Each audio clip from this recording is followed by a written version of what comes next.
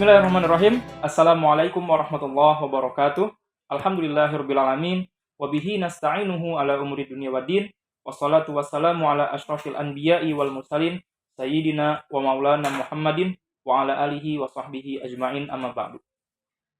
Kembali lagi bersama saya Zikri di acara Opus Obrolan Puasa selama Ramadan yang diadakan oleh HMJ Himpunan Mahasiswa Jurnalistik STID Muhammad Nasir. Kali ini kita akan membahas satu tema yang cukup penting, apalagi di kalangan anak-anak muda yang sedang menuntut ilmu, yaitu pembahasan soal netralitas ilmu. Nah, pembahasan tentang netralitas ilmu ini dibahas oleh teman saya di samping, Azam Habibullah, dalam bukunya, yaitu Kritik Terhadap Netralitas Ilmu. Oke, langsung saja kita sapa narasumber kita ya. Assalamualaikum Azam, gimana? Sehat? Waalaikumsalam. Gimana Ramadan hari ini? Masih kuat? Mulai melelahkan ya. Oke.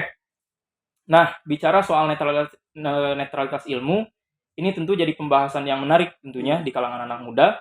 Tapi sebelum itu, saya ingin bertanya dulu, sebetulnya apa sih yang jadi pemicu Azam sendiri hingga akhirnya terpikir untuk menulis buku ini?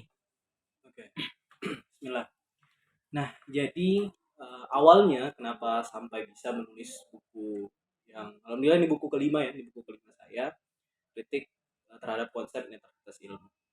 Jadi itu awalnya saya kan bersekolah kuliah itu di Ataqwa College jurusan filsafat. Jadi dalam perkuliahan saya bersama beberapa ustadz, ya, di antaranya ada Ustadz Syamsuddin Arif, Ustadz Khairul Rijal, Ustadz Nirwan Syafrin, dan beberapa ustadz yang lain. Konsep netralitas ilmu yang digaungkan Barat itu seringkali jadi pada pembahasan. Apapun permasalahannya, apalagi yang berhubungan dengan islamisasi ilmu pengetahuan, itu selalu dikaitkan pada awalnya kepada konsep netralitas ilmu itu. Karena juga di bukunya Prof. Alatas, Islam and Secularism, di bab kelima, itu di halaman pertama bab 5 itu disebutkan bahwa ilmu itu tidak netral. Dan saya kemudian mencari tahu kenapa sih ilmu itu disebut tidak netral. Emang apa dampaknya jika ilmu itu netral gitu. Nah, tidak langsung tertarik, tapi pada saat itu Ustadz Khairul Rijal itu meminta kami pada saat itu kelas jurusan filsafat untuk menulis esai. Jadi esainya judulnya yang menjawab apakah ilmu itu netral ataupun tidak netral. Tulis esai, dan memang esai itu adalah tugas akhir dari mata kuliah beliau, teman-teman. Mata kuliah beliau. Akhirnya saya menulis, dan alhamdulillah kajian singkat saya pada saat itu cukup diterima lah oleh Ustadz Khairul Rijal selaku ya dosen filsafat Barat di Ataqwa College. Akhirnya jadi saya semangat untuk mengkaji tentang konsep itu gitu. Dan pada saat pengajuan karya ilmiah terakhir, tugas akhir di Ataqwa College, saya pun mengajukan kepada pembimbing untuk mengkaji tentang konsep netralitas ilmu gitu. Masalah di sini ada ya, nih di bukunya nih. Jadi ini teman-teman skripsi saya, tugas akhir saya itu awalnya itu judulnya itu netralitas ilmu satu tinjauan filosofis gitu. Jadi gitu di awalnya kenapa kemudian tertarik untuk menulis tentang konsep ini. Alhamdulillah setelah menulis tugas akhir, dan kemudian Ustadz Adian selaku pada saat itu pembimbing dan juga penguji beliau kemudian menyarankan, Azam, bagaimana kalau buku kamu, tugas akhir kamu itu dijadiin buku, kamu kembangkan, kamu kaji lebih dalam, kasih banyak contoh, ubah bahasanya menjadi lebih menarik, dan kemudian kita jadikan buku. Alhamdulillah awal tahun 2022 ini itu buku saya terbit terhadap konsep netralitas ilmu itu judulnya dikasih sama Ustadz Adian. Awalnya itu netralitas ilmu satu tinjauan filosofis. Akhirnya diganti sama Ustadz Adian, langsung aja straight to the point, kritik terhadap konsep netralitas ilmu gitu.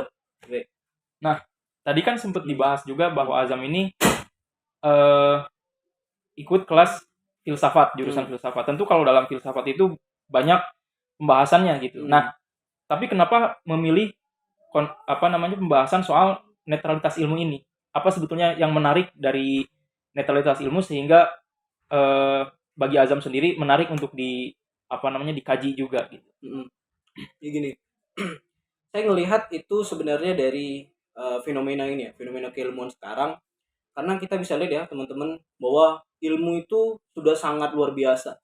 Sekarang kita memasuki revolusi industri 4.0, di mana mesin artificial intelligence itu diprediksi akan menjamah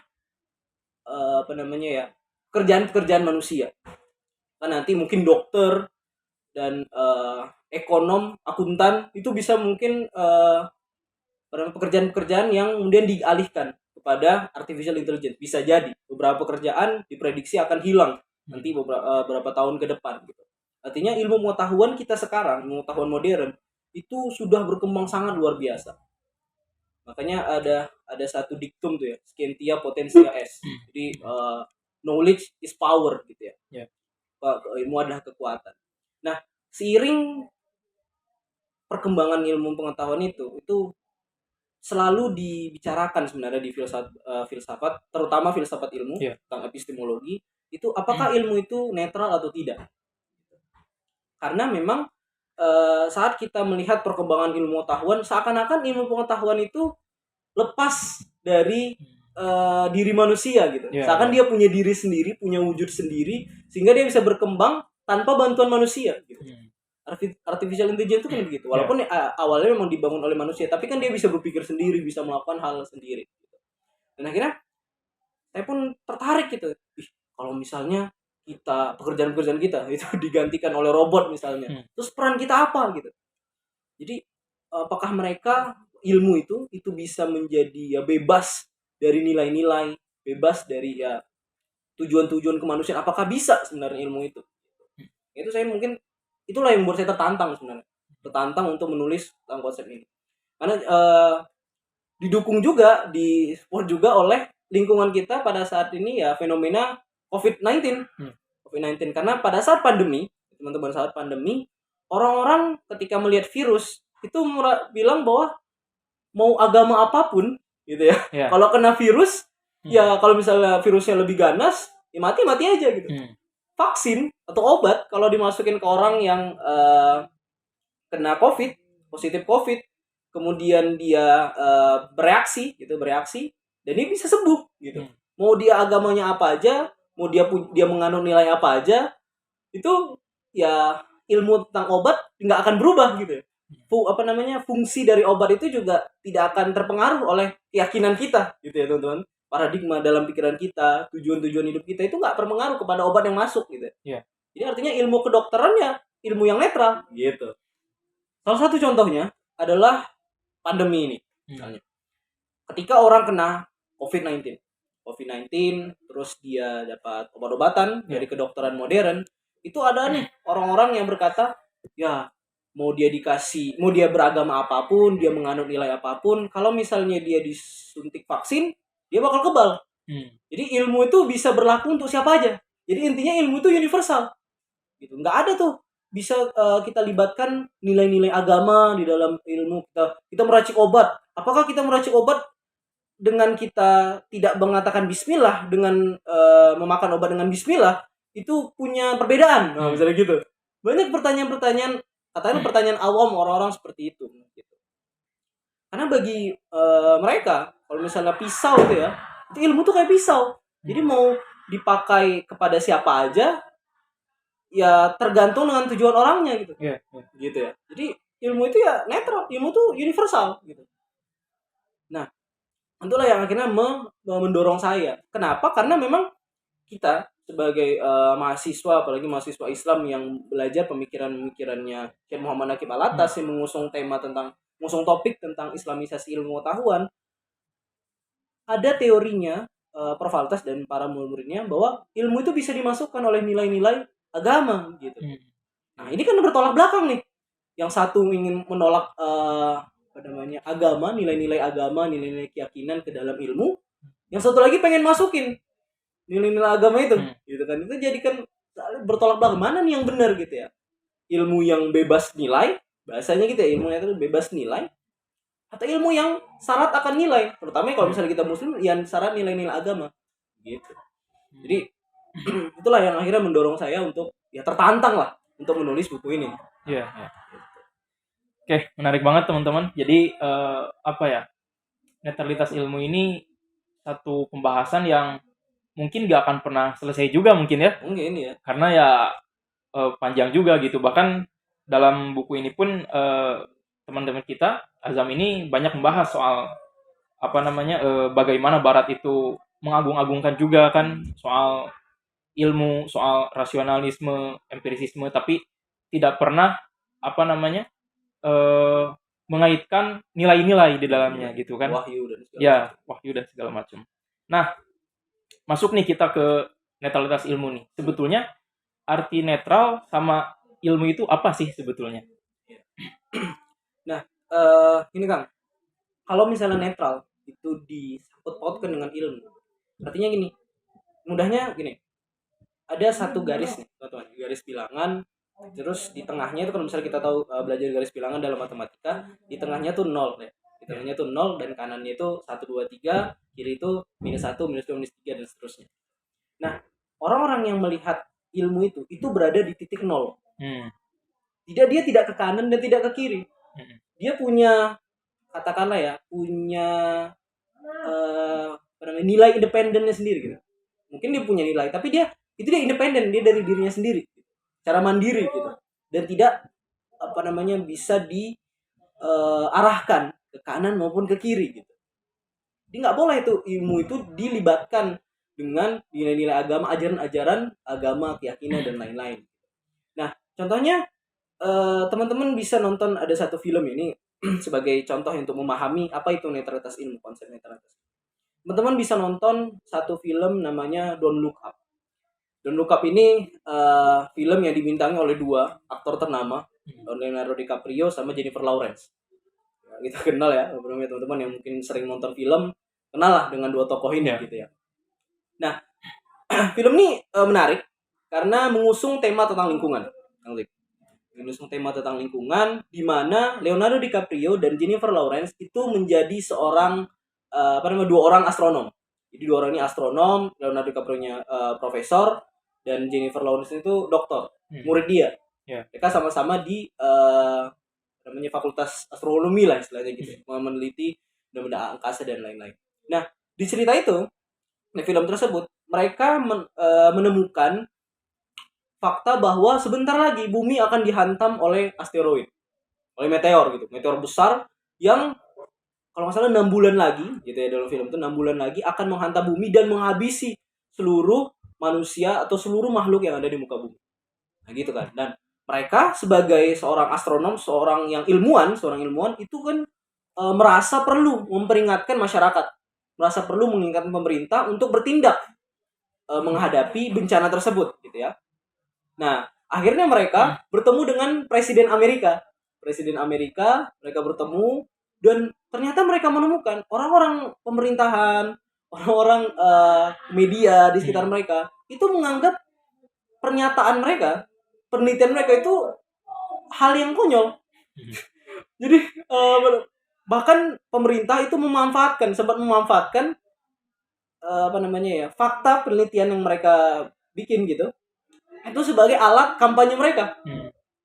Jadi mereka tuh hanya dianggap ya sekedar ini aja penyampai, dan itu nggak akan terjadi gitu.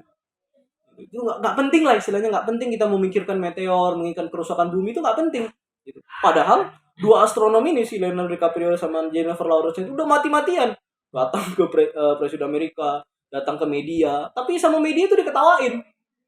Jadi benar-benar coba kalau misalnya mereka tuh ngomong ke publik, dikasih tempatnya ngomong ke publik, kata medianya, kata pemerintah, jangan gunakan bahasa-bahasa yang dapat ini buat bikin orang takut gitu ya.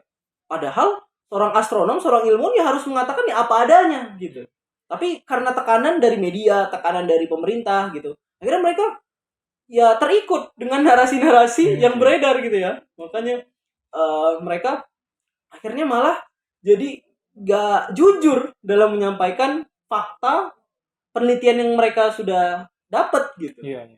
Nah itu orang yang memahami bahwa ilmu itu netral itu takut kalau ilmu fakta-fakta keilmuan itu akan terusik oleh kepentingan Iya. media, kepentingan pemerintah, kepentingan politik istilahnya gitu. Jadi itu yang mereka takutkan sehingga mereka merasa wah seorang ilmuwan harus berdiri di atas kejujuran, bahasanya itu bahasa mereka kejujuran dan menyampaikan ilmu sebagaimana apa adanya. Tidak boleh dimasukkan oleh kepentingan-kepentingan dari luar maupun kepentingan-kepentingan pribadi dia. Nggak boleh. Jadi orang yang mengakui bahwa ilmu itu netral merasa ilmu itu ya memang harus bebas. Iya. Makanya saya di buku itu saya kaitkan juga bahwa kebebasan ilmu ini juga bagian dari bentuk sekularisasi sebenarnya. Pelepasan ilmu itu dari nilai-nilai agama. Makanya saya berpegang kepada teorinya Prof. Hamid Fahmi Zarkashi bahwa kemauan barat gitu ya, kepentingan barat untuk membuat ilmu itu netral sebenarnya bukan netral apa adanya, tapi netral dengan agama. Oh gitu. Gitu. Iya. Jadi mereka merasa kepentingan politik, kepentingan media, kepentingan hiburan itu setara dengan kepentingan agama. Jadi mereka pukul rata, semua kepentingan nggak boleh ada. Gitu. Keyakinan, tujuan dan segala macam itu nggak boleh ada. Pokoknya ilmu, fakta keilmuan disampaikan secara jujur, secara bebas. Jadi tidak ada sakut pautnya dengan nilai-nilai apapun, dengan tujuan-tujuan kepentingan-kepentingan apa. Istilahnya sederhananya itu seperti itu. Wah, ini dahsyat sekali nih teman-teman, pembahasannya mendalam juga. Nah, lalu gini Zam, apa dampak seseorang nanti ketika akhirnya dia menerima atau menyetujui konsep ini gitu, netralitas ilmu ini. Nah, gimana nanti dampaknya ke orang tersebut? Kalau dari buku itu saya disebutkan ada 3 dampaknya.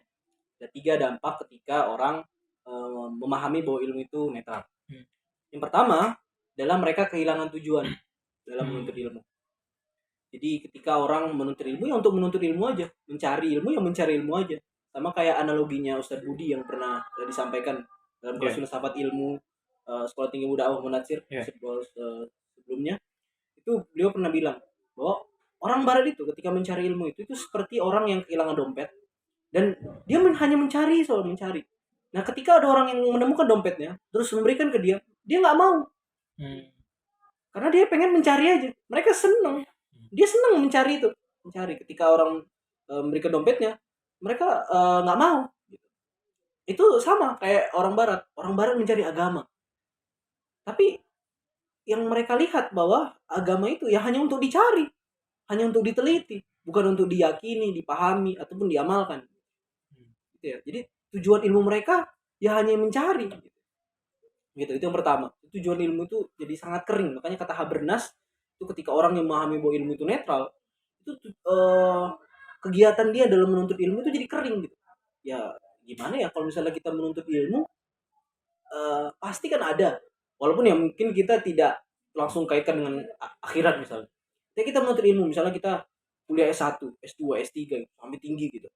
Pasti adalah tujuan-tujuan kita gitu. Jadi ada aspek-aspek kemanusiaan. Memang seorang manusia kan memang harus punya tujuan dalam melakukan sesuatu kan.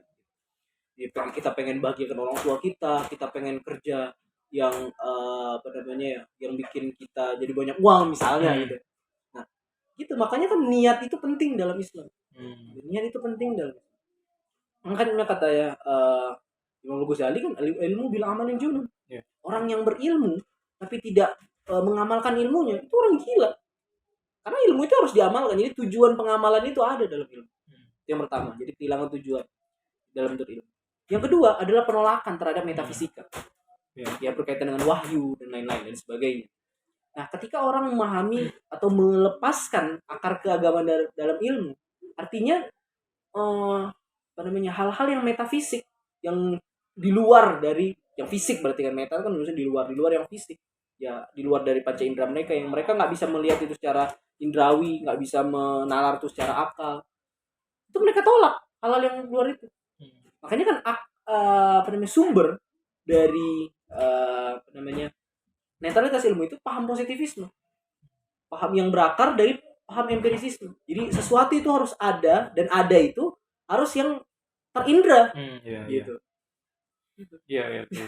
Jadi orang-orang yang memahami bahwa ilmu itu netral ya akhirnya menolak hal-hal yang metafisik yang sejatinya tidak bisa dinalar, mungkin bisa dinalar secara akal, bisa dilihat secara empiris, tapi itu hal yang metafisik. Sama kayak misalnya kita ada apa namanya, kita punya keyakinan atau kita punya perasaan bahwa ketika kita sholat, ya, ketika kita sholat tahajud misalnya, kita nangis, kita menikmati sholat tahajud itu nggak bisa dilihat.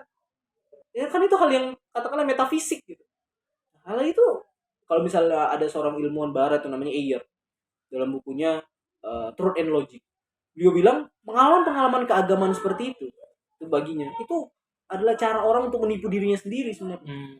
Itu dia merasa begitu. Hal-hal yang metafisik itu hal yang apa namanya, yang nggak penting. Yeah. Gitu ya.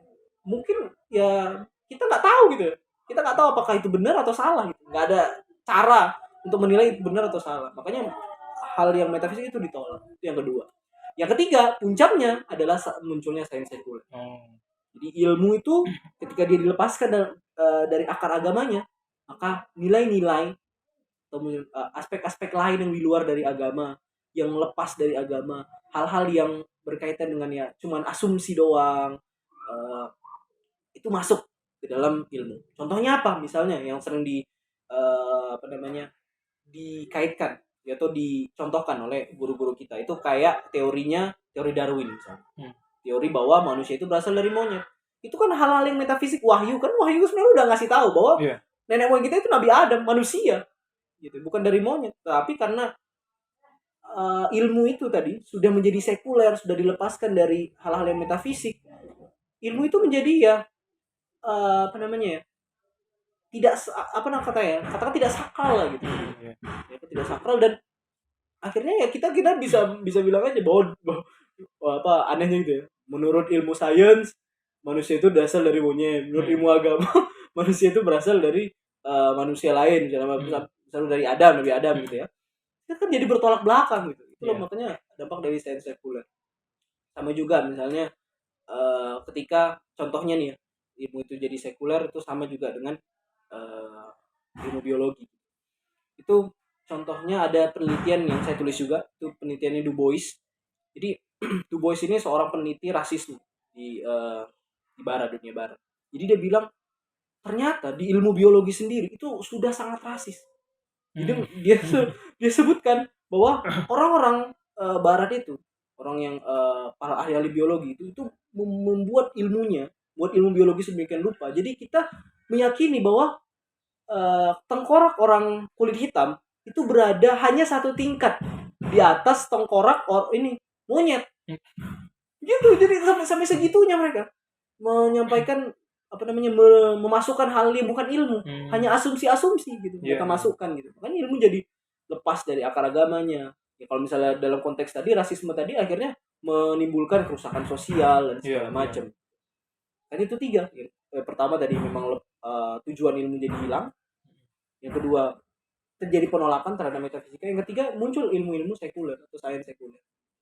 Itu dampak. Nah, tadi kan sempat dijelasin juga bahwa di awal netralitas ilmu ini muncul untuk menjaga kejujuran dari ilmu itu sendiri gitu kan. Bahasanya kan seperti itu ya. Dalam tanda kutip gitu. Nah, dalam Islam pun kan sebetulnya kejujuran itu dijunjung tinggi gitu. Iya. Lalu bagaimana Islam melihat atau memandang fenomena konsep ini gitu. Netralitas ilmu ini. Iya. Islam udah pasti menolak ya. Menolak karena Islam melihat bahwa ilmu itu harus dikaitkan dengan keyakinan kita, dengan tujuan-tujuan akhir kita yang berkaitan dengan agama. Gitu. Iya. Itu udah mutlak lah gitu. Walaupun mungkin bisa dibilang apa namanya, ilmu itu kan pada hakikatnya netral gitu bahasanya. Itu pada hakikatnya netral. Ya memang misalnya dibilang itu ilmu pada hakikatnya netral. Ilmu yang kayak mana dulu? Gitu. Iya betul. Ilmu yang kayak mana dulu? Kalau misalnya dibilang ilmu itu netral, kenetralan ilmu, kemurnian ilmu itu bisa terjadi jika agama itu masuk. Jadi makanya saya bilang tadi kan ilmu sama agama itu sudah terintegrasi. Iya. Ya. Kenapa kita bilang ilmu tidak netral? Karena akar agamanya sudah dicabut, hal-hal yang dilepaskan dari agama yang berkaitan dengan asumsi dan lain-lain itu dimasukkan ke dalam ilmu itu. Makanya kita bilang ilmu itu tadi itu ilmu yang tidak netral. Gitu. Makanya kan, nah ada juga pertanyaan begini kan, ya, kalau misalnya gitu, jadi ilmu jadi relatif dong, gitu kan? Oh iya Ya kan ilmu jadi ya, relatif. betul. Ya, orang Barat bisa masukkan nilainya, orang-orang apa namanya agama lain, Kristen, Konghucu bisa masukkan gitu. Itu nggak seperti itu. Kita nggak sampai ke relativisme. Karena ilmu itu baik benarnya, gitu kan, palsu tidaknya ilmu itu ditentukan kalau kita ya, itu bukan kita sendiri yang menciptakan ilmu itu. Ilmu itu kan datang dari Allah Subhanahu Wa Taala. Nah, ketika Rasulullah mendapatkan perintah Iqra, Allah kan, bacalah dengan nama Allah gitu ya. Artinya ketika kita membaca, maksudnya membaca kan bukan sekedar membaca teks ya, tapi ya berilmulah gitu ya, melihat sesuatu dengan ilmu. Nah, ilmu itu kan apa namanya diberikan sama Allah Subhanahu Wa Taala. Makanya Prof. Alatas di buku-buku beliau juga disebutkan bahwa ilmu itu adalah tibanya makna ke dalam diri. Jadi Allah lah yang memberikan makna kepada kita, dan tibanya diri pada makna. Allah juga memberikan kita kemampuan. Jadi istilahnya gini, Allah sebenarnya sudah menginstal kemampuan kita untuk melihat ilmu itu. Ya, kita punya tujuan gitu ya. Kita disuruh bersihkan apa namanya jiwa kita dulu. Karena untuk kita bisa mengaplikasikan, kita menjalankan apa yang sudah diinstalkan Allah itu, program yang sudah diinstalkan Allah itu, kita ya harus bersih dulu hati kita. Makanya kan tazkiyatun nafs, penyucian jiwa dalam Islam, tasawuf dan segala macam, itu di apa namanya ya, dibutuhkan, bahkan didorong dalam Islam untuk dilakukan oleh para penuntut ilmu, supaya mereka tidak melibatkan hal-hal yang katakanlah bisa merusak ilmu itu. Keyakinan agama tidak merusak ilmu. Tapi kalau misalnya kayak dia pengen sombong gitu ya, dia pengen nyari ilmu untuk nyari duit gitu ya. Nah, itu memang tidak boleh ada dalam kegiatan menuntut ilmu. Tapi ketika dia menuntut ilmu, kan tujuan menuntut ilmu untuk mendekatkan diri kepada Allah, untuk mengenal Allah, mengenal agama, mengenal syariat Islam dengan baik gitu ya.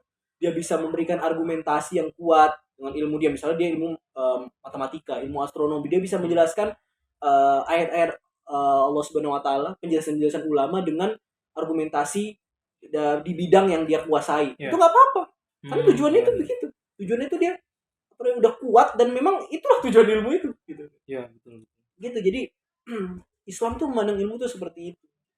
Jadi ilmu tuh tidak bisa netral dalam konteks ini, ilmu modern gitu. Karena ilmu tuh murninya, sejatinya ilmu itu harus dimasukkan, harus terintegrasi dengan agama. Akar-akar agamanya itu harus ada dalam ilmu. Iya. Nah, gimana nih teman-teman?